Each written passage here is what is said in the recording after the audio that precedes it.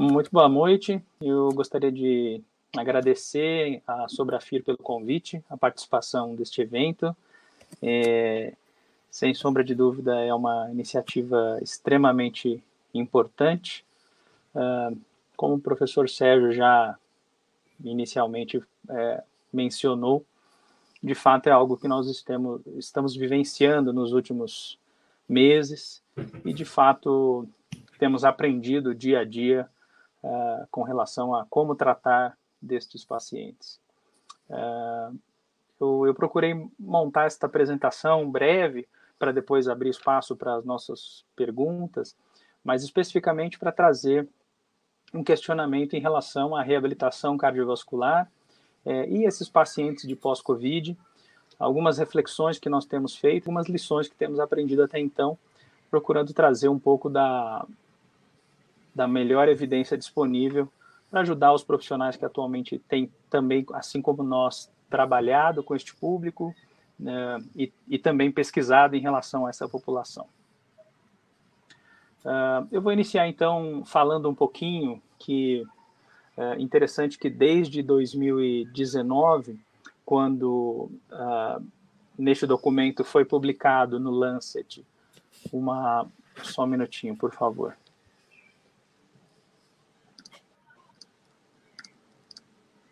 Ok. Então, eu vou iniciar falando deste documento como um primeiro norteador para que a gente possa se situar em relação à demanda de programas de reabilitação cardiovascular no Brasil. Lembrando que em 2019, pouco antes da pandemia, né, provavelmente os autores ainda não sabiam do que viria pela frente, mas ao fazer uma reflexão dos últimos 10 anos, né, 10 e 20 anos, 2 cortes que foram feitos, eles chegaram à conclusão de que haveria, né, o que houve nos últimos 20 anos, né, comparando 1990 com 2019 também, de que houve um aumento expressivo na quantidade de pacientes que experimentariam e que teriam que conviver com as chamadas disabilities, né, ou as limitações, né. Interessante que como resultado final, então eles destacaram, né, que desde 1990, né, se aumentou 63%, então passando de um total de 1,48 bilhões para 2,4 bilhões de pessoas. Então é um número extremamente grande. Claro que em grande medida com base na maior expectativa de vida, como a gente pode perceber nesta figura à nossa direita embaixo, onde as pessoas, ao viverem mais, automaticamente estão mais sujeitas também a maior quantidade de complicações. É claro que aqui neste momento a gente não fazia nenhuma ideia de qual que seria o impacto da Covid nesta figura, né, ou neste cenário, né, e é um pouco isso que a gente vai trazer de reflexão. Então vamos lá.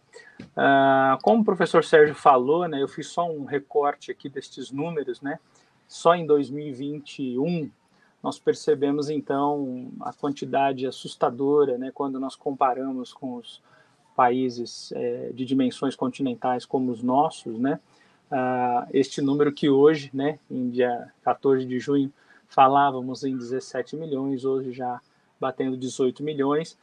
Esse é o total de pacientes ou de indivíduos que estariam, então, mais sujeitos, né, a sobrepor ou sobrepujar a esta figura que nós, então, já tínhamos conhecimento e já tínhamos como expectativa em 2019. No entanto, então, quando a gente faz uma observação de um artigo recém-publicado agora em maio deste ano, na British Medical Journal, né, nós avaliamos, né, esse estudo avaliou, esse é um estudo interessante, que ele avaliou o total de pacientes internados, né, pelo sistema, né, Healthcare United, que hoje é detentor de um dos maiores planos de saúde também no Brasil, apesar de ser um plano americano, e ele, então, teve como uma das principais conclusões, né, de que 14% dos indivíduos que desenvolveram a SARS-CoV-2 desenvolveram uma nova sequela clínica, né, exigindo cuidados na fase aguda, e o pior, com uma chance disto ocorrer quase 5 vezes maior do que ocorria em 2020, nas mesmas internações dos pacientes que não tiveram diagnóstico de SARS-CoV-2. Então, é só nós imaginarmos desses 18 milhões, que provavelmente 14% deles possam desenvolver, com 5% mais chance, né? E atenção especial para algumas dessas complicações, como doenças mentais, como doenças do aparelho respiratório, doença do aparelho circulatório, como as cardiomiopatias, os distúrbios de coagulação e tantas outras que têm ocorrido e que nós temos vivenciado no dia a dia, tanto da pesquisa quanto da atenção a esses indivíduos, né? Então, isso como uma conclusão bastante recente, né? Ainda também neste ano, agora em 2021, no dia 13 de maio também, uma outra importante publicação foi realizada, fazendo um retrospecto também sobre o que nós sabemos sobre a relação da doença cardiovascular e da COVID, não apenas como consequência, mas também como fator causal ou como fator de aumento de risco, né? E ele chegou a, enfim, uma das conclusões dessa revisão, muito bem escrita, né, por pesquisadores, especificamente do John Hopkins, né, mostraram da importância ou da evolução que a doença cardiovascular apresenta, especificamente, né, pacientes que vão apresentar sinais como hipoxemia, hipotensão, as arritmias ou injúrias miocárdicas, doenças essas que serão levadas para a fase mais crônica da doença da COVID e automaticamente que precisarão ser tratadas do aspecto da reabilitação.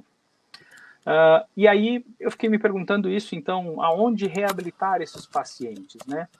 Bom, talvez se a gente olhasse um pouco para trás, e aí talvez, então, se nós pensarmos a nossa experiência prévia, talvez nós pudéssemos imaginar que os pacientes que já naturalmente fazem ou faziam reabilitação cardiovascular e pulmonar, tinham estes centros de reabilitação disponíveis e, portanto, poderiam ser utilizados, né? Mas o bem da verdade, isso não ocorre, né? Esse é um artigo nosso que está em revisão, mas que mostrou, infelizmente, né? Nós olhamos em laranja, comparando com em vermelho que é a situação após a pandemia, que diversos estados da federação deixaram de ter programa e 100% dos estados reduziram a quantidade de serviços após a pandemia, né?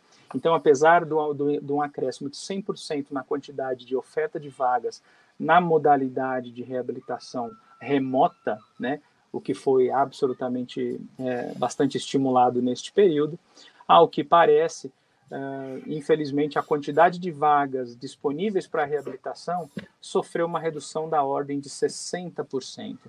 Somente essas vagas disponíveis, elas correspondem a apenas 1,7% praticamente dos pacientes hospitalizados para doença cardiovascular no mesmo período, né? Aquela máxima que se acreditou que no período esses pacientes internariam menos para doença cardiovascular, o que acabou se revelando uma falácia, né? As doenças continuaram existindo concomitante à COVID. Nós já tínhamos um cenário bastante preocupante, com apenas menos de 1% efetivamente trabalhando ou podendo ter acesso à reabilitação.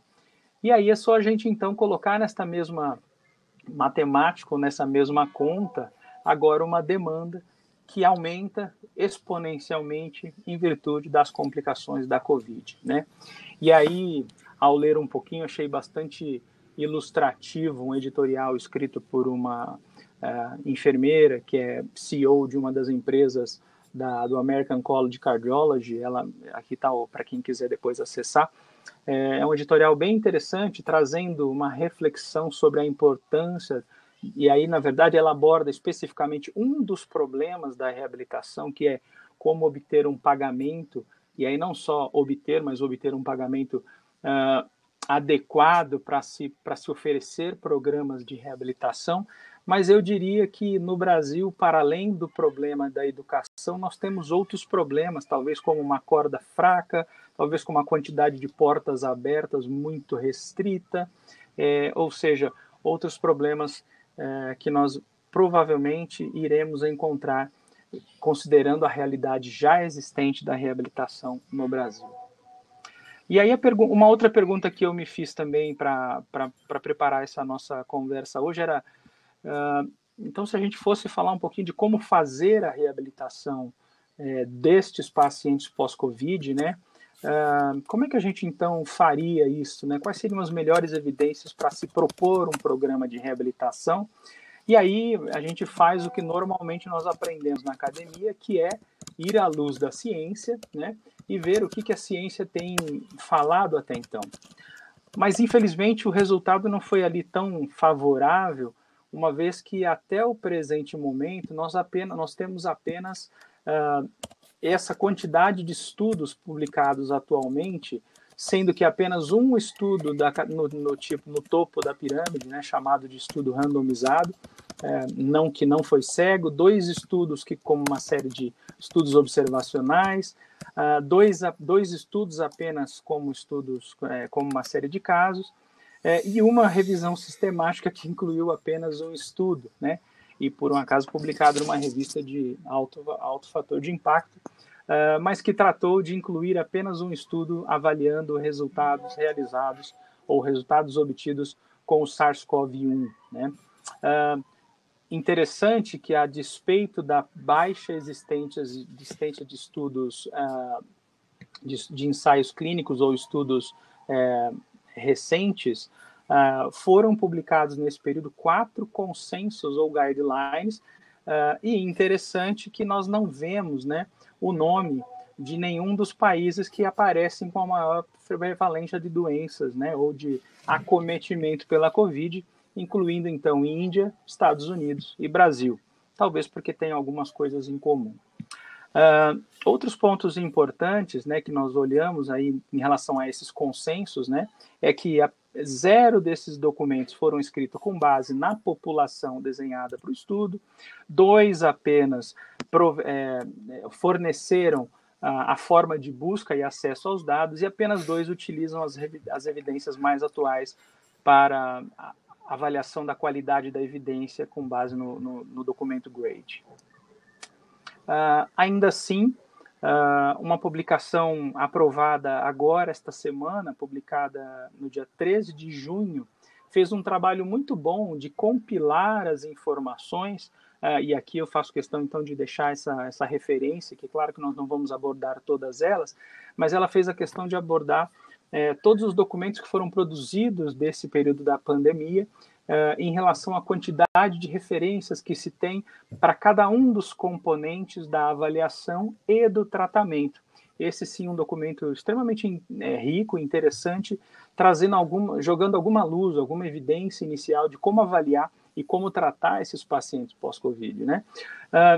O que a gente já tem feito e olhando um pouco para esse painel de evidências, né, mais uma vez reforçar esse aspecto da importância da avaliação global, né?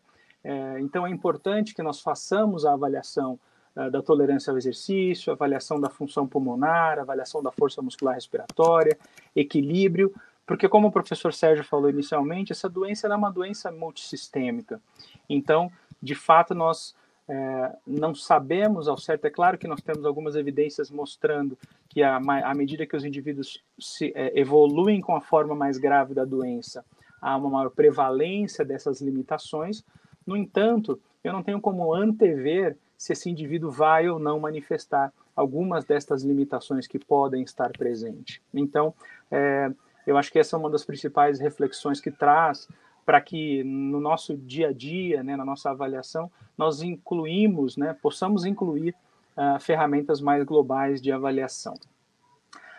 O tratamento também é importante, ele traz à luz algumas evidências, é claro que, de novo, muito baseado em estudos de pequeno N amostral, baseado em populações semelhantes e não diretamente de pacientes pós-Covid, porque, como a gente já falou, apenas um ensaio clínico foi produzido até o momento, mas trazendo uma espécie de resumo e uma revisão sobre as principais intervenções que precisam ser realizadas.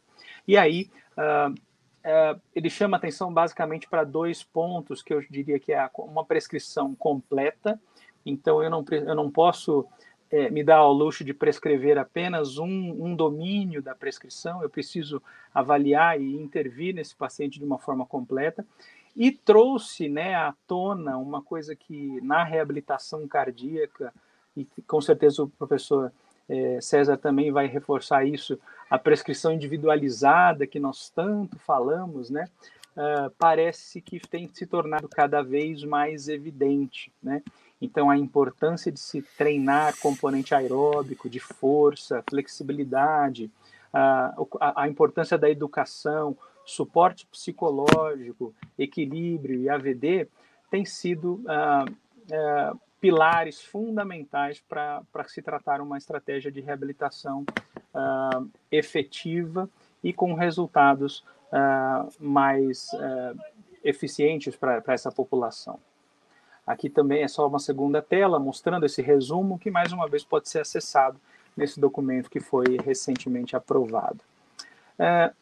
Um outro exercício que eu achei interessante trazer, e aí trazendo um pouquinho da reabilitação cardíaca, é ir, então, para uma outra área que é correlata a esta, já que, então, nós estamos visualizando e experimentando diversas limitações semelhantes, porém diferentes, né, de pacientes com doença cardiovascular, para que a gente possa, então, à luz do conhecimento que já foi construído em outras áreas, a gente possa trazer um pouco esses resultados e, eu diria, experimentar, né? Ou seja, avaliar e ver os efeitos que eles podem trazer.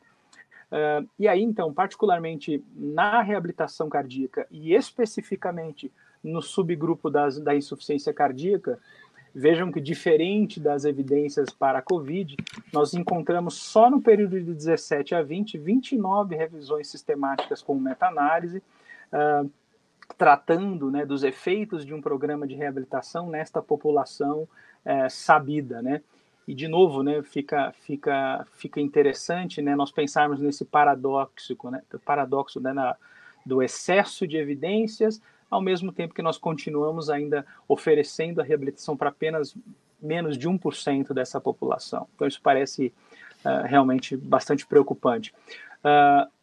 Dessas revisões todas, né, nós encontramos esses como sendo os maiores N's, né, ou seja, a maior revisão incluiu como insuficiência cardíaca de uma forma global quase 3.800 pacientes, na forma reduzida 3.500 e na forma preservada 1.300.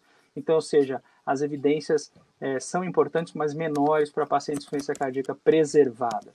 Quando nós olhamos a intervenção, essas são as intervenções mais presentes, sendo o treino combinado o mais prevalente, seguido do treino moderado, e depois, nesse mesmo período, nós encontramos aí, às vezes, a sobreposição de três meta-análises avaliando, né, o efeito de programas de alta intensidade e dos programas de telereabilitação, e uma incluindo o treinamento muscular inspiratório.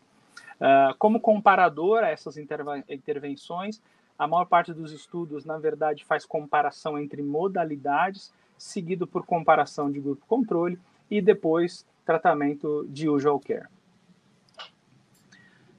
E fazendo, então, um pool dessas 29 trabalhos, eu me baseei como um critério de apresentar aqui o melhor efeito possível para cada um desses desfechos, para aqueles que foram cientificamente ou estatisticamente significante com base nas 29 meta-análises. Nós encontramos resultados favoráveis para teste de caminhada, para adesão a tratamento clínico, para melhora da capacidade como um todo, para redução na quantidade de hospitalizações, para enrollment ou participação em programas de reabilitação, melhora da frequência cardíaca de reserva, melhora da qualidade de vida, força muscular e, inclusive, fração de ejeção e o famoso e conhecido consumo de oxigênio, né? O nosso padrão ouro para avaliação da capacidade ao exercício. No entanto, eu acho que mais do que olhar resultados, a gente talvez precise ir para o conceito, né? E é esse o conceito que talvez pareça simples, mas que talvez seja tão difícil de ser aplicado, né? E aí eu gosto muito desse conceito que foi descrito em 2017, num documento que depois é citado pela Organização Mundial de Saúde, dizendo que a reabilitação cardíaca é um programa multidisciplinar, com exercícios supervisionados, e supervisionados não significa que precisa só ser presencial, a gente aprendeu isso na marra, que contém componentes de educação, de modificação de comportamento para retornar funções físicas, emocionais, psicossociais e vocacionais. Enquanto a gente não avaliar e não entender um paciente como um todo, de fato, os resultados experimentados vão ser pequenos. E daí a importância de voltar para este conceito. No entanto, quando a gente vai para a revista Times, e aqui é um editorial que foi escrito pelo Dale Needham, né? Nós tivemos a oportunidade de juntamente ao professor Vinícius, validar uma escala dele. Ele traz, né, ou seja, essa importância, né, desses sintomas adicionais que esses pacientes passam a experimentar, como dificuldade de respirar, fraqueza muscular, esquecimento, como sintomas que a long COVID pode apresentar. Uma outra definição que eu acho bastante importante, e aí trazendo à tona o chamado core components, de novo como uma espécie de guia para como criar um bom programa de reabilitação, esse documento em 2019, também publicado no British Medical Journal, trouxe especificamente para a reabilitação cardíaca esse conceito de que um programa precisa trabalhar 10 domínios, né, para um paciente reduzir os fatores de risco, né?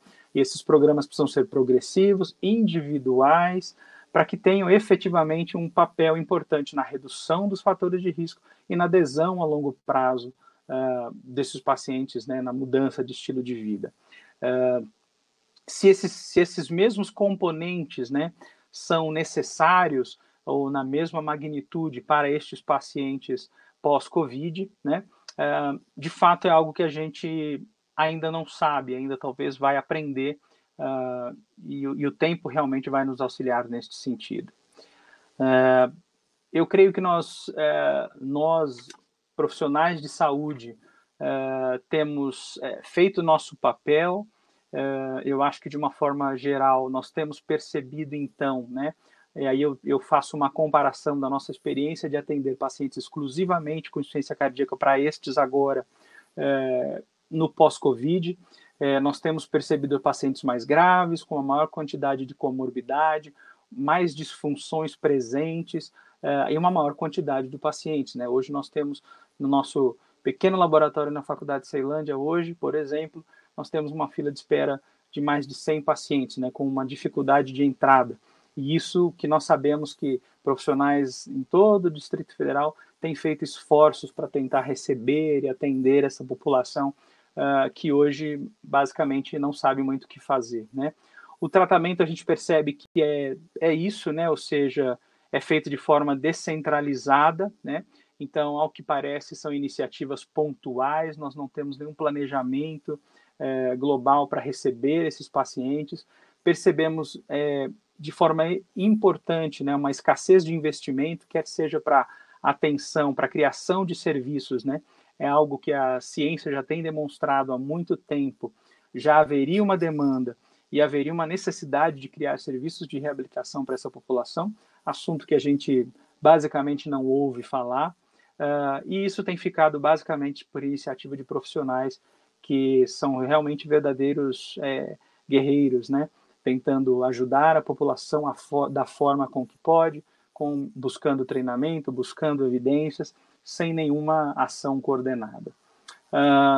E aí só terminar então, talvez fazendo essa pergunta que seria os resultados, né, nos pacientes pós-Covid? Será que seriam os mesmos daqueles que nós obtivemos, né, com os pacientes no pós-reabilitação cardíaca? De fato, nós não sabemos. Eu acho que o tempo vai dizer a nossa capacidade de organização, a nossa capacidade de criação de protocolos adequados e, especificamente, né, um maior investimento nesta área de reabilitação, algo que realmente poderia ajudar muitos e muitas destas vítimas aí que felizmente conseguiram sobreviver, mas que infelizmente boa parte sofrerão com essas sequelas por um longo tempo. Obrigado mais uma vez pelo convite.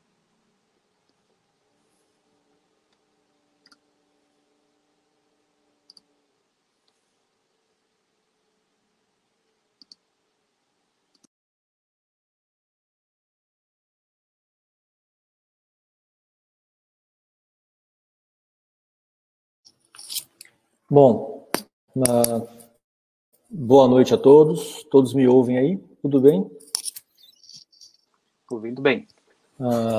Legal. Então, primeiramente, eu quero agradecer o convite, não é, sobre a FIRDF, para que eu pudesse falar acerca da reabilitação pulmonar nessa população de pacientes infectados com a Covid-19. Quero exaltar aqui também o papel dessa associação, né, que tem um dos seus objetivos de contactar toda a população, seja ela de profissionais e não profissionais, e capacitar a todos, e trocar informações e conhecimento, o que é uma atitude muito interessante, não é? Então, quero também dar uma boa noite a todos que estão aí presentes. E vou continuar aqui, vou pegar um pouco do embalo da aula do professor Gerson, não é? E vou mostrar um pouco da visão que a gente tem tido acerca da reabilitação pulmonar, e vou tentar responder a última pergunta que ele colocou ali com alguns dados aqui do meu serviço, tá bem? Então, só um minutinho, por favor, que eu vou mostrar aqui minha aula.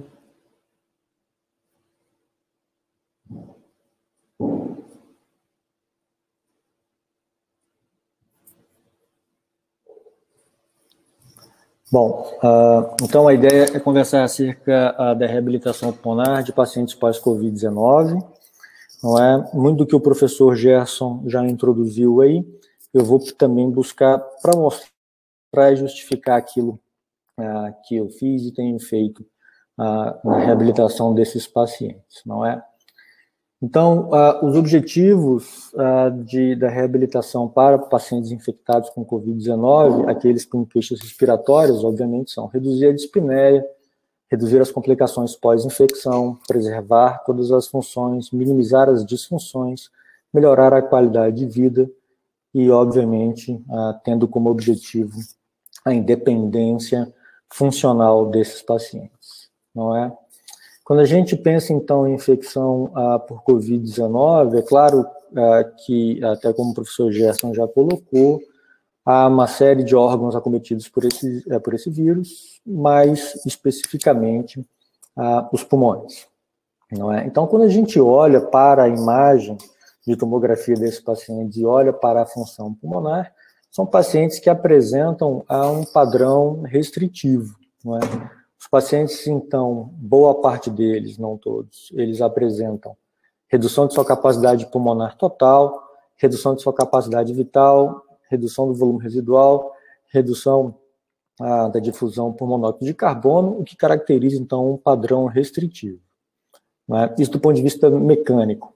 E do ponto de vista das trocas gasosas, né, o distúrbio da relação ventilação-perfusão, ele fica exacerbado, né, o desequilíbrio da relação ventilação-perfusão fica exacerbado, e muitos pacientes apresentam hipoxemia em repouso, e alguns deles não apresentam hipoxemia em repouso, mas apresentam hipoxemia induzida pelo esforço. Então, baseado nessa fisiopatologia, não é, tanto do ponto de vista mecânico, quanto do ponto de vista das trocas gasosas, é que a gente pensa nas possíveis intervenções da fisioterapia para esses pacientes aí, não é?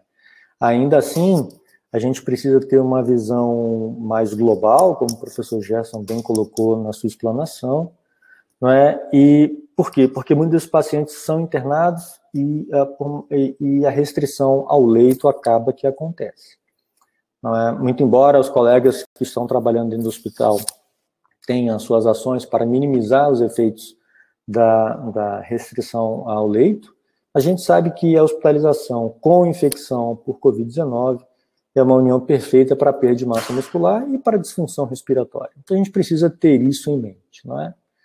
Então, restrição ao leito, né? Os pacientes são submetidos à ventilação mecânica, então, sedação, bloqueador neuromuscular e posição prona, tudo isso daí, e sozinho, em conjunto, não é, propiciam degradação proteica, inibem a síntese de proteínas e propiciam a apoptose. No final das contas, não é, a força muscular específica vai diminuir, a massa muscular também vai diminuir, e no final das contas, o final vai ser fraqueza muscular, e quando você tem fraqueza muscular, toda a função do sistema neuromuscular fica prejudicada, e os pacientes, então, passam a ter maior limitação na realização das suas atividades de vida diária.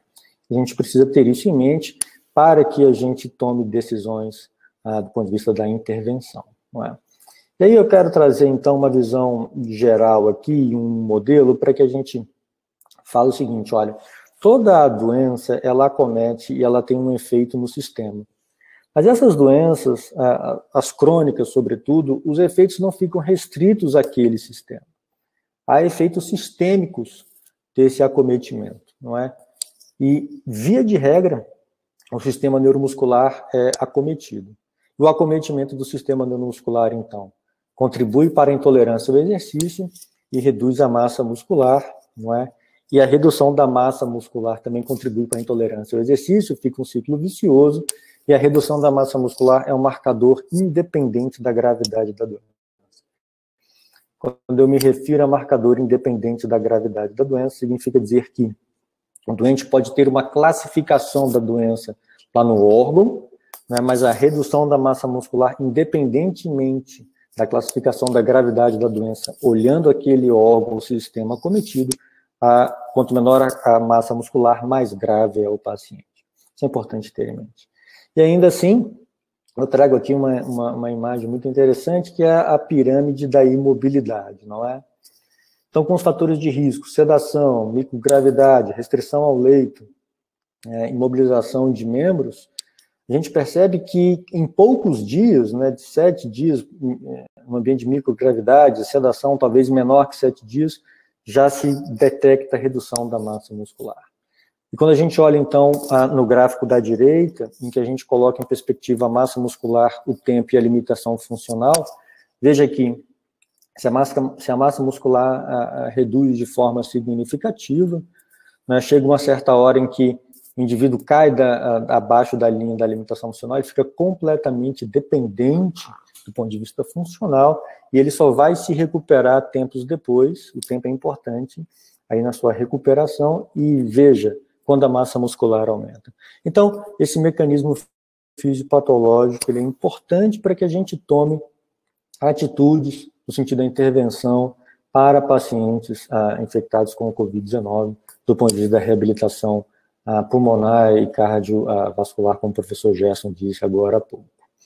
Então, tendo isso em mente, eu vou trazer aqui, vou mostrar para vocês como é que eu faço, ou melhor, como é que eu tenho feito a reabilitação desses pacientes, tá bem? Aqui no meu serviço de reabilitação. Então, a primeira coisa que eu penso é lá no possível dano mecânico com a redução de capacidade pulmonar. Então, eu faço aqui um teste, eu determino a capacidade vital dos pacientes.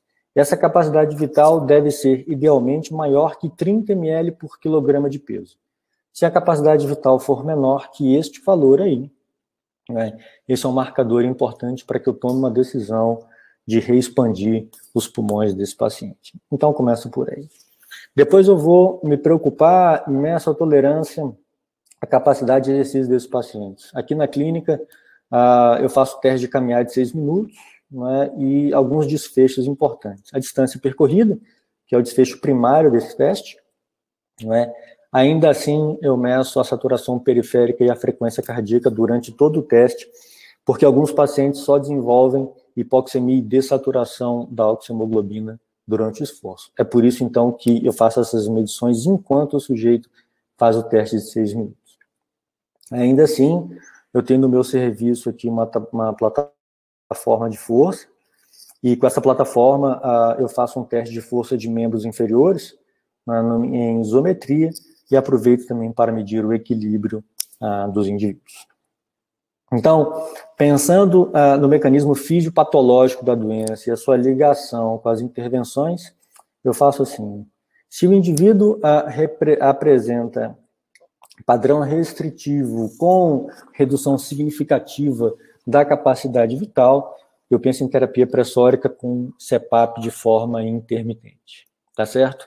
E se durante a sessão de reabilitação o paciente tem muito desconforto respiratório, né, tem muita dispneia, eu sempre penso que seria possível, e às vezes é de fato possível, reduzir, né, essa limitação ventilatória e a sensação de dispneia com duplo nível de pressão durante a sessão, enquanto realiza as suas atividades. E caso o indivíduo dessature durante o esforço, é ofertado oxigênio suplementar durante a atividade. Bom, tendo isso em mente, eu desenhei um programa que é o que eu faço aqui no meu serviço de reabilitação dessa forma. São 3 sessões semanais, por 12 semanas, não é? Faço uso de pressão positiva nas vias aéreas, caso necessário, né? CPAP, como eu disse anteriormente, em casa, todos os dias e durante o dia inteiro, e duplo nível de pressão durante as sessões aqui para aliviar a dispneia. Prescrevo um tratamento aeróbico de moderada intensidade, treinamento resistido de intensidade variável, não é? Oxigênio suplementar, caso seja necessário, faço periodização não linear do treinamento, e o objetivo dessa forma aí, desse programa, é ganho de potência de membros superiores e membros inferiores. Tudo isso aqui, né, bem como o professor Gerson disse agora há pouco, foi baseado em tudo aquilo que se sabe, tudo aquilo que se desenvolveu em reabilitação pulmonar pré-Covid-19, não é? Então, peguei aquelas informações todas das intervenções que a gente já fazia e apliquei nos pacientes com o Covid-19. E aí eu vou mostrar alguns dados aqui do meu serviço também. Esse aqui é um gráfico da saturação periférica de oxigênio em função do tempo durante um teste de caminhada. Quando a gente olha para a linha do tempo aqui nesse gráfico, quando a gente vê ali de -2 a 0, é o período em que o paciente ele fica sentado e, portanto, está em repouso, tá bem? E a gente medindo a saturação dele. Do tempo 0 ao tempo 6 são 6 minutos de caminhada, e do 6 ao +2 é o período de recuperação pós-caminhada de 6 minutos. E esses dois gráficos são do mesmo paciente, tá bem? Com 1 mês e meio de diferença entre elas, 1 mês e meio de reabilitação. Perceba que no início do programa de reabilitação, quando ele chegou para ser reabilitado, representado aí pelo gráfico de cima, né, o teste de caminhada de 6 minutos, perceba que ele tinha uma saturação de oxigênio ali em 90%, borderline, mas tão logo ele começava a andar, ele desaturava. E aí ele só ia se recuperar a saturação de oxigênio no 2º minuto pós-caminhada. 1 mês e meio depois do programa de reabilitação, feito da forma como eu mostrei anteriormente para vocês, perceba você que no repouso ele já saturava muito mais que 90%, uma saturação média ali em torno de 95%, e durante a caminhada ele não apresentava dessaturação importante da oxihemoglobina durante o esforço. Então veja que 1 mês e meio depois da reabilitação desse paciente, os pulmões dele passaram a trocar ar de forma muito mais eficaz, de forma muito mais efetiva, a ponto dele não dessaturar durante o esforço. E cabe ressaltar também que esses 2 testes foram feitos em ar ambiente, sem qualquer suplementação de oxigênio. Não é? Isso aqui é um comparativo dos testes desse paciente, que eu peguei como exemplo. Perceba que o primeiro teste dele foi feito no dia 16 de março de 2021, ele andava ali mais ou menos 450 metros, e no dia 29 de abril ele passa a andar uma distância muito maior que essa daí, se não me engano, ele andou 50 metros a mais. Perceba também que quando eu calculo faço um cálculo do índice de dessaturação pela distância caminhada, esse índice cai absurdamente, né, no teste 1 mês e meio depois do início do programa de reabilitação. significando dizer que ele andou mais e ou desaturou menos. E ainda assim eu calculo a área de dessaturação da oxihemoglobina durante o TR de caminhada de 6 minutos e perceba que a área de dessaturação dele também cai de forma significativa, mostrando que 1 mês e meio depois da intervenção, os pulmões desse paciente passam a trocar gás de forma mais efetiva. Esse foi um paciente, enfim, que eu tive como exemplo. Mas desde o início da pandemia até agora, eu tive a oportunidade de tratar 48 pacientes, não é? Sendo 25 homens, com idade média de 45 anos. Não é? E aí, quando eu penso em capacidade vital, o ganho que eu obtive aqui, o ganho médio foi de 36,4%, a distância caminhada, o ganho médio foi de 37%, e o pico de força de membros inferiores, o ganho foi de aproximadamente 25%. Todos eles com diferença estatística quando eu faço a comparação pré e pós-tratamento. Então, as conclusões dessa ideia, né, desse programa, enfim, dessa forma de executação. Primeiro, reabilitação pulmonar pós-Covid é factível, é segura, não é? O segundo ponto importante é que os pacientes respondem positivamente ao programa de reabilitação e ainda assim a melhora dos sintomas e da independência funcional após um programa de reabilitação desse daí. Então, de novo, eu desenhei esse programa baseado nas informações e nos guidelines de reabilitação que existiam antes da pandemia. A gente percebe que muito disso que foi aprendido antes, não é, e individualizado, como o professor Gerson falou, a prescrição individualizada faz com que o paciente responda adequadamente ao programa. Tá bem? Era isso, então, eu queria mostrar um pouco da minha experiência aqui na reabilitação pulmonar. Obrigado.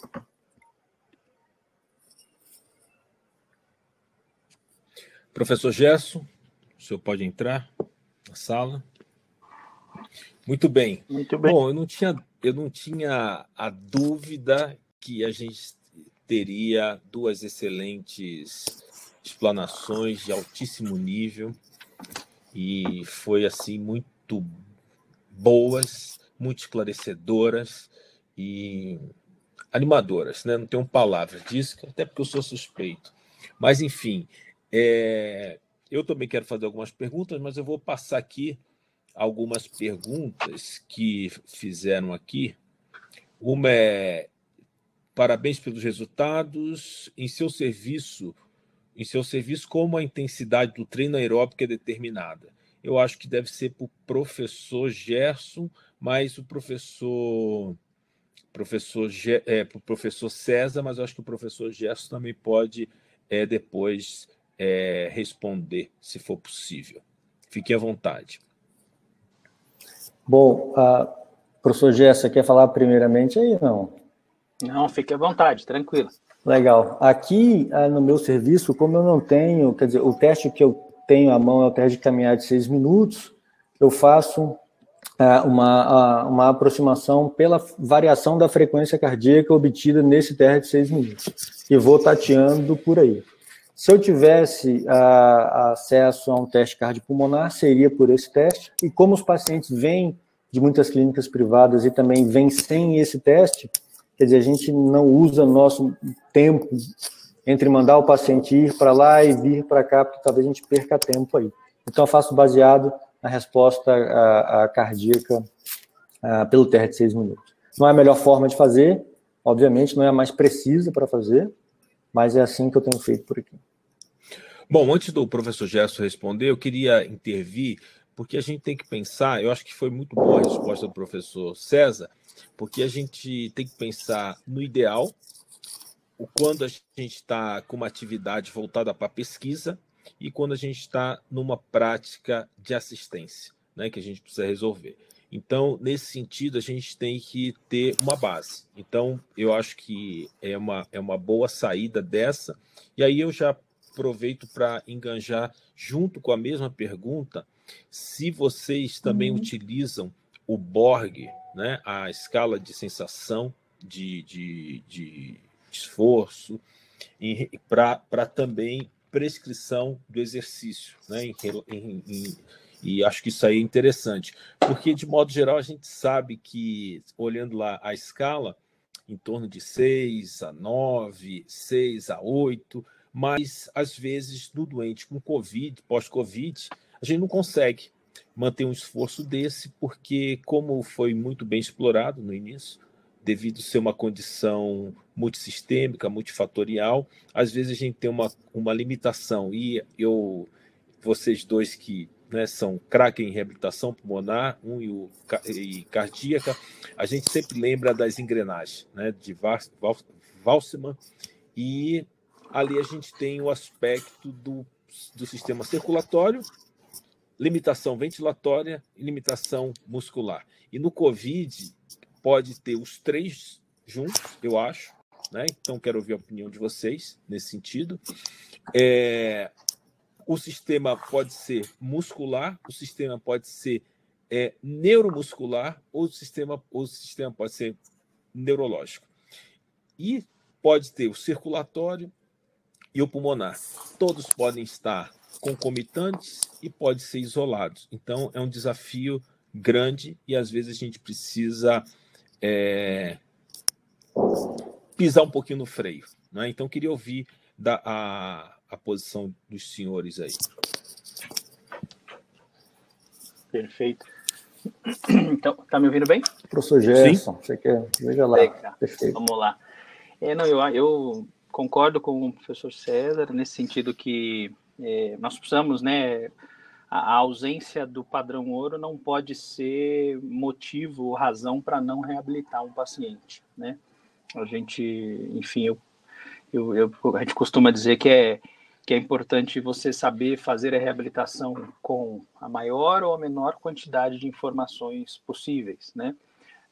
Claro, sem negligenciar, né, os componentes que precisam ser avaliados e sem negligenciar a segurança. Mas eu acho que também é parte, talvez, do meu papel aqui como um grande entusiasta do teste cardiopulmonar também, dizer que eu acho que nós fazemos, né, ou temos acesso a poucas avaliações via teste cardiopulmonar. Isso já era uma realidade antes da Covid e que agora simplesmente só se confirma, né? Então, de fato, eu gostaria, na verdade, de ver, né, talvez seja apenas um desejo, né? Mas eu gostaria de ver realmente, né, ou seja, um maior incentivo, políticas públicas voltadas a uma maior expansão da realização do teste de cardiopulmonar em maior escala, e a aplicação em uma maior quantidade de pacientes, porque realmente é uma minoria que tem esse acesso, né? Especialmente pelo aspecto que o professor Sérgio mencionou aqui, que especificamente agora nós estamos falando de um paciente multissistêmico, né? Então, ou seja, o teste cardiopulmonar não apenas me diz valores mais precisos para prescrição de exercício, mas também exclui, né, com uma grande precisão, fatores de segurança, né, para que eu possa atender com uma melhor segurança esse paciente, mas também a gente não pode deixar de levar em consideração que ele me ajuda a identificar quais são as possíveis causas da limitação ao esforço, né? Então, as causas, o teste, né, exatamente por ser amplo, ele me dá essa informação para que eu possa entender e aí, mais uma vez, fazer uma prescrição adequada, né? Do inglês eu gosto muito de uma expressão que eles usam tailor, né? Dá a impressão, toda vez que eu ouço a palavra tailor, dá a impressão de eu ir num alfaiate fazer um terno sob encomenda. E é exatamente isso mesmo, né? Ou seja, para que eu tenha um resultado adequado, eu preciso ter uma prescrição adequada, né? Eu costumo brincar com os alunos dentro do programa de reabilitação, falar para eles, olha, provavelmente você não vai a um médico e ele vira para você e diz, olha, faça uso desse antibiótico. E aí você faz a pergunta, quanto? Vai dizer, bom, o quanto você quiser, o quanto você achar importante. Eu acho que a gente vai achar estranho se a gente ouvir uma prescrição como essa, né? O exercício, eu entendo que precisa ter a mesma precisão, né? Ou seja, qual é a intensidade, com que frequência, com que velocidade, com que progressão, né? Qual é o sistema afetado. Então, de fato, acho que a gente precisa chamar para nós a responsabilidade e tentar democratizar ou tornar o exame mais acessível para uma maior quantidade de pessoas. Eu acho que essa Esse é um papel nosso e que o Covid tem trazido isso, né? É interessante que a gente tem no nosso programa lá também atendido alguns pacientes, eu digo de hoje mais jovens, que estão numa idade mais produtiva e, portanto, né, ou seja, querem voltar a trabalhar, pagam seus planos de saúde, estão nos hospitais, os chamados hospitais hotéis hoje, né, do Brasil afora, e esses pacientes, se você perguntar para ele, olha, você gostaria de fazer parte de um programa de reabilitação? Eu vou demorar algumas 2 ou 3 sessões para entender qual é a melhor prescrição, ou você gostaria de fazer um teste para que eu entendesse melhor qual é a sua capacidade e a gente ir direto e você perceber efetivamente o resultado de forma mais eficiente? Certamente esse paciente vai querer escolher o caminho do teste para poder encurtar o trabalho, né? Agora, será que a população que a gente atendia até então, que são os pacientes de reabilitação cardíaca, a grande maioria já aposentados, né, sem muito poder de escolha ou de decisão, será que essa população realmente tinha essa capacidade de questionar? Então, isso tem trazido até uma certa reflexão no nosso dia a dia aí, de fazer ou não o teste. Mas eu concordo com o professor César também no sentido de que o não ter não é realmente motivo para não fazer, pelo contrário. Nós sabemos da importância de fazer a reabilitação nessa população e certamente ele, assim como a gente lá no nosso projeto de pesquisa, né, temos encontrado dificuldade de conseguir abarcar todo mundo que precisa, certamente é uma experiência que os outros colegas também estão vivenciando, né? Muito bem. Tem perguntas aqui, eu vou juntar 2, da Kênia e da Ketueli, que pergunta: a oxigenoterapia e o CPAP, você orienta o cliente obter? O fisioterapeuta pode prescrever o O2 para domicílio? E a Ketueli pergunta, no caso de um paciente cadeirante, né, como conduzir essa reabilitação? Bom, eu acho que é para mim essa pergunta, né? Sim. Estou sumindo aí. O fisioterapeuta não pode prescrever oxigênio, é prescrição médica, tá bem? Essa é a primeira coisa. A segunda pergunta, eu tenho aqui no meu serviço vários equipamentos de pressão positiva. Então, quando um paciente vem ser reabilitado para cá e eu identifico a necessidade de pressurização de seus pulmões, ele leva um equipamento meu, está no programa de tratamento dele, tá certo?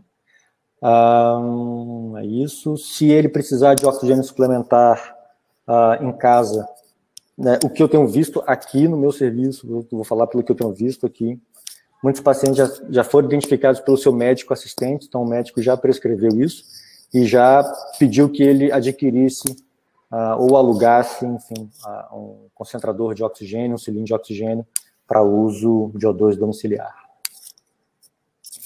Eu acho que isso é importante, por isso que eu falo muito, né?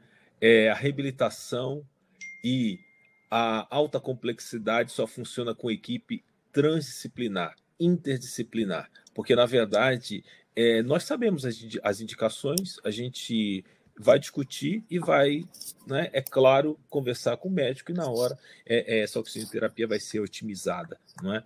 Por isso que precisa de uma boa equipe, né? São pacientes que precisam de acompanhamento médico, sim, tá certo? Até para nossa segurança, fazer uma reabilitação de qualidade segura, tá certo? Quer dizer, da forma que eu penso, depois os professores aí podem fazer alguma coisa. Professor Gerson, no caso de paciente com sinais, a pergunta da Marcela, sinais sugestivos de acometimento do miocárdio, a literatura faz o resguardo para aguardo de 6 meses para o início da reabilitação. Na sua prática, a mesma recomendação ou apenas repouso até o restabelecimento do miocárdio? Eu acho que ela está colocando um paciente que teve uma miocardite, né, pós-Covid, alguma condição pós-Covid num doente que, de repente, não tinha uma doença prévia, né? Perfeito. Então, nós temos acho que a vantagem, né, a vantagem no nosso programa, todos os pacientes que entram no programa de reabilitação, eles passam por uma avaliação clínica prévia, né, e essa avaliação, de fato, nos auxilia saber se esse paciente está com o que nós chamamos, né, ou seja, os documentos, as diretrizes internacionais de reabilitação descrevem como paciente clinicamente estável e com medicação otimizada, né? E um dos critérios de contraindicação, de fato, é a infecção ativa, né? Então, de fato, um paciente nesta condição, enquanto durar esta condição, de fato, ele estaria contraindicado a iniciar um programa, né? Tão logo seja feito, né, o manejo clínico, esse paciente pode iniciar o programa de reabilitação e tem iniciado com a gente, tá? Então, acho que é só respondendo talvez a pergunta aí da importância e reforçando, né, a importância da avaliação clínica prévia à entrada em um programa de reabilitação. Tive um problema com o som aqui. Deixa eu... Bom, outra pergunta aqui professor Gerson, quais os critérios de inclusão e exclusão que estão sendo utilizados no programa de reabilitação? E aí, aproveitando também, ela fala da tolerância de uma saturação menor do teste cardiopulmonar no exercício, uma vez que não conseguimos suplementar com O2 no teste, ou se torna um motivo para interromper o teste. O que faríamos no teste de exercício com oxigenoterapia, né? O2 suplementar. Deu para entender? Sim, sim. Não, perfeito. Também durante o teste, né, e aí nós temos a vantagem de todos os pacientes passarem por uma avaliação por teste cardiopulmonar prévio à REAB, e aí, como o professor César mencionou, a gente recebe esse paciente já com essa prescrição, com essa orientação para que seja ou não utilizado o oxigênio suplementar durante a reabilitação. Então, isso já vem desta primeira avaliação. Nós não realizamos os testes na vigência, né, na vigência da oxigenação. Os pacientes fazem os testes sem a oxigenação, exatamente para perceber os ajustes, né? E pelo menos por enquanto nós não tivemos nenhum caso onde nós tivemos que interromper o teste relacionado a uma dessaturação mantida ou grave. Então os testes foram possíveis de se manter mesmo com algum grau de redução, né? E isso para nós tem sido uma novidade, porque diferente talvez do professor César, que já estava acostumado com paciente de reabilitação pulmonar, reabilitação cardíaca, a gente, na verdade, tinha um cilindro de O2 lá que ficava anos guardado lá para as ocorrências de emergência, né, nos casos de parada, né? E foi uma das primeiras coisas que nós tivemos que adaptar a um programa, foi a aquisição de um concentrador de oxigênio para efetivamente suplementar para esses pacientes. Então, esse realmente é uma outra adaptação que aumentou o custo, aumentou, como eu disse, né, a gravidade dos pacientes. Felizmente, a gente pode dizer hoje aí também com um N de 12, né, que é o nosso N atual aí de pacientes, a gente tem uma expectativa de atender 130 pacientes neste programa. Desses pacientes, apenas 4, mas que é um percentual grande, né, 4 em 12, né, 4 deles precisaram de suplementação do período da reabilitação. O que a gente tem percebido é que a necessidade de suplementação ela se reduz, como o professor também mostrou, ao longo do programa de reabilitação. E o nosso programa é um programa de 8 semanas, então nenhum desses pacientes até então finalizou o programa tendo que suplementar o O2. Mas assim como ele disse também, alguns deles já estavam fazendo uso de oxigênio em casa, então a gente suplementa durante o treinamento, mas vai avaliando para saber a necessidade de manter uma quantidade adequada para o programa de reabilitação. Esse é um ponto importante. E um caso apenas nós tivemos aí a ocorrência de arritmias relacionadas à dessaturação. Então, esse é um outro alerta que fica talvez importante de se avaliar previamente também os eventos, né, de arritmia que podem ou não estar associados, né, aos quadros de redução da oxigenação. Isso é importante. Bom, a gente está cheio de perguntas, mas a gente está chegando ao final. Eu quero fazer mais uma, e aí os dois respondem, que é a questão do treinamento muscular inspiratório e como avaliar a força muscular periférica, né, dos membros superiores e inferiores, acredito que é isso que ela está falando, ou periférica, que de repente está pensando no hand grip, não é? Do dinamômetro também. Então, acho que vocês poderiam falar essas duas, e a gente precisa...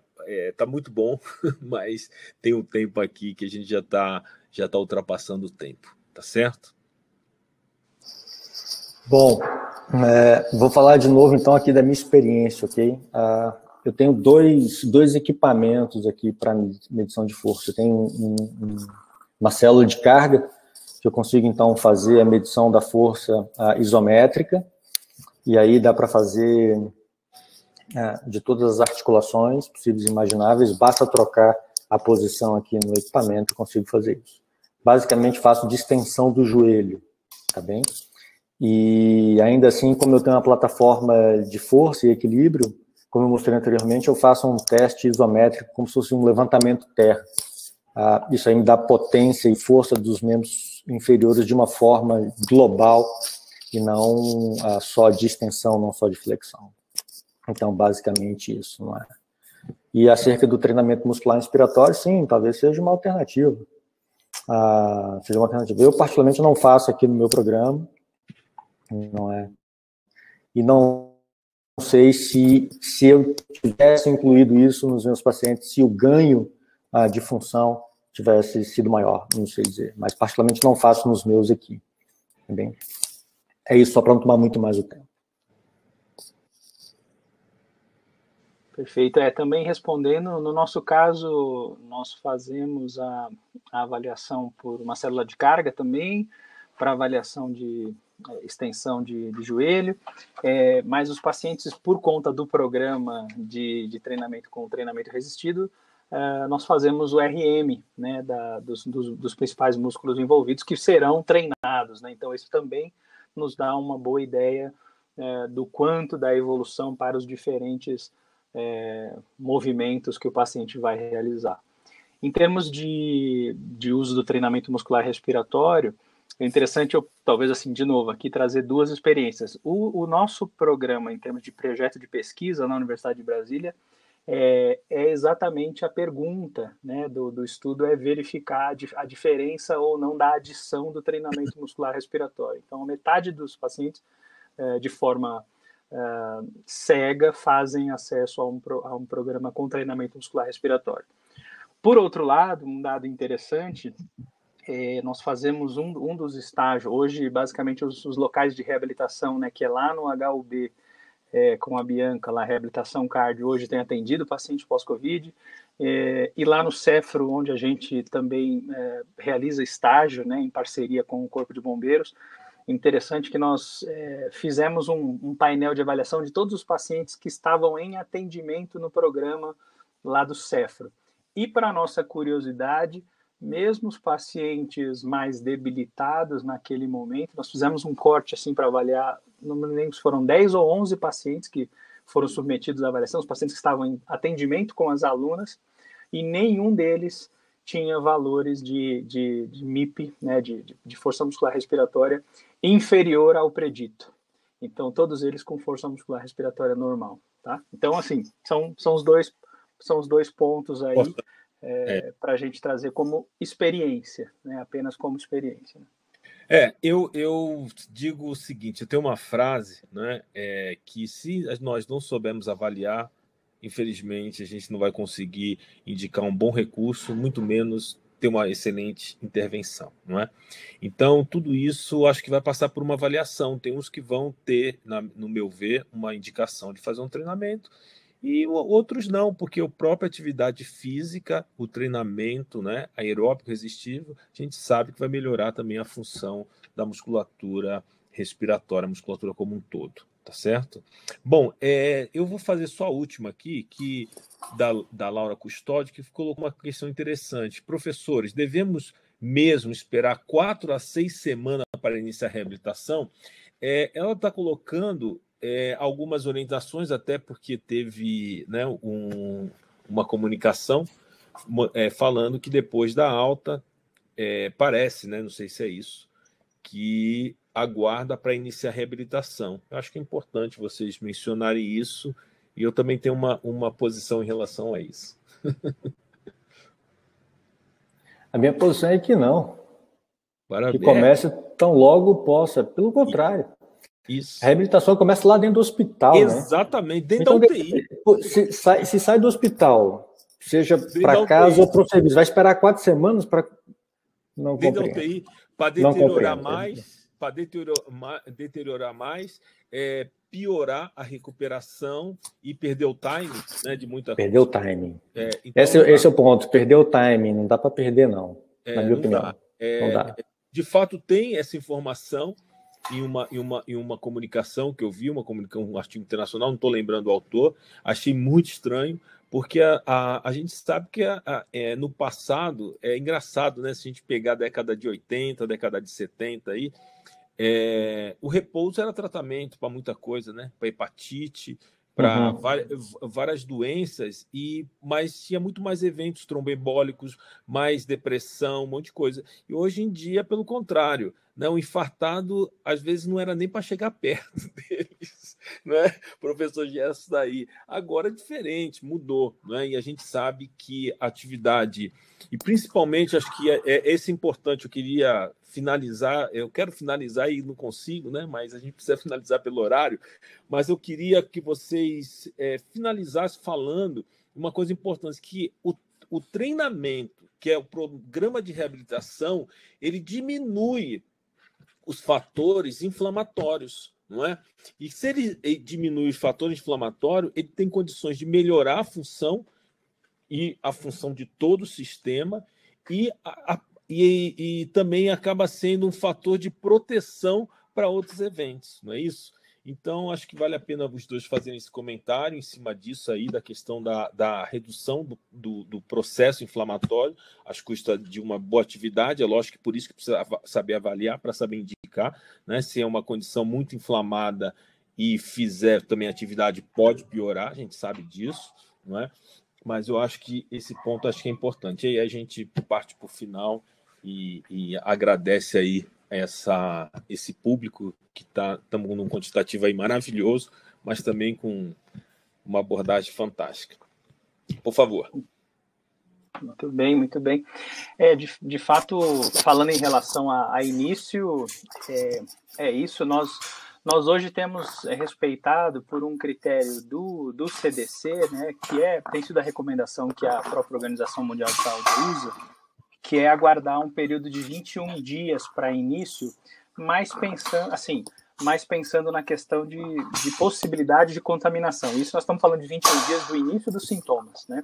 Mas, de fato, isso não tem sido uma contraindicação para início do programa, tá? É mais um cuidado em relação aos profissionais que vão receber o paciente, tá? Agora, como o nosso paciente, especificamente do nosso projeto na UNB, são todos pacientes nas classificações de gravidade, nós só pegamos aquele extrato crítico, que foram os pacientes que foram entubados, né? Então, naturalmente, eles todos ficaram mais do que 15, 20 dias internados, né? Então, quando ele vai de alta, ele já passou os 21 dias há muito tempo. Então, eles são admitidos o mais rápido possível dentro do programa de reabilitação. Então, isso não é uma limitação para nós mesmos, tá? Então, a gente respeita a questão do documento CDC, que recomenda mais de 21 dias, para a questão de possibilidade de contaminação da equipe, considerando que nós não estamos num ambulatório de reabilitação dentro de um hospital, enfim, que exigiria cuidados, né, diferentes para esses pacientes. Não que a gente estivesse isento, mas aumenta demais o risco, né? Então, esse é um ponto que a gente leva em consideração. Segurança, né?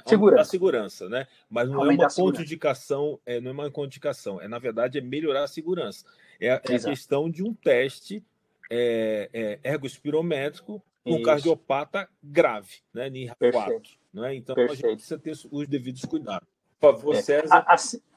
Assim como, né, só finalizando, assim como a gente também implementou vários cuidados de segurança. Por exemplo, os pacientes, quando da realização do treinamento muscular respiratório, ou seja, estão mais suscetíveis à liberação de aerossóis, na sala onde isso é feito, nós temos ventilador ligado para jogar o ar para fora da sala, fazendo ventilação forçada.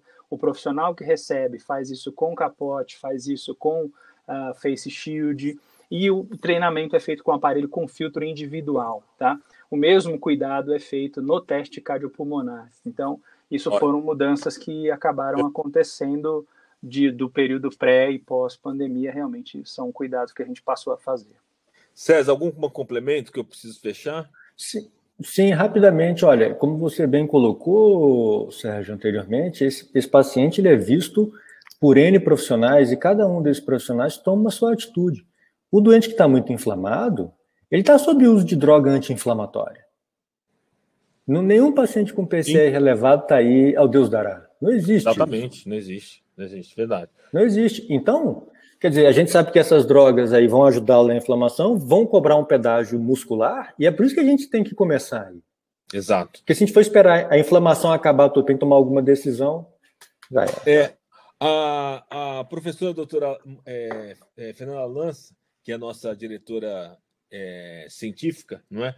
Falou, a recomendação da European Respiratory Society é sobre esperar 4 a 6 semanas. Essa informação é importante, considerando a possibilidade do paciente ter um mínimo de autonomia de ir ao centro de reabilitação, tá certo? Então, por isso. Bom, a gente vai finalizar. Eu agradeço aí a participação de todos, né? Tivemos uma audiência excelente. Não tenho palavras de agradecimento aí à Sobrafi, o professor César e o professor Gerson, de altíssimo nível. E, quem sabe, a gente começa a fomentar para fazer um novo evento numa roda de conversa e conseguir discutir mais esse aspecto. Mas, no mais, eu quero despedir a todos, agradecendo imensamente a participação tanto dos ouvintes como dos professores. Muito obrigado, uma boa noite.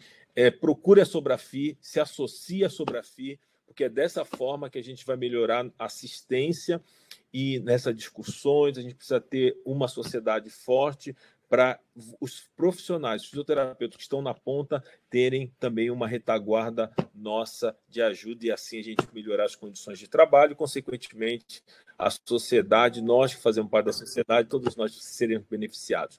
Uma boa noite e obrigado a todos. Boa noite, obrigado, gente. Obrigadão, valeu. Vamos continuar se cuidando e com boas evidências práticas. Boa noite. Valeu. Obrigado. Obrigado. Obrigado, gente. Valeu. Tchau, tchau.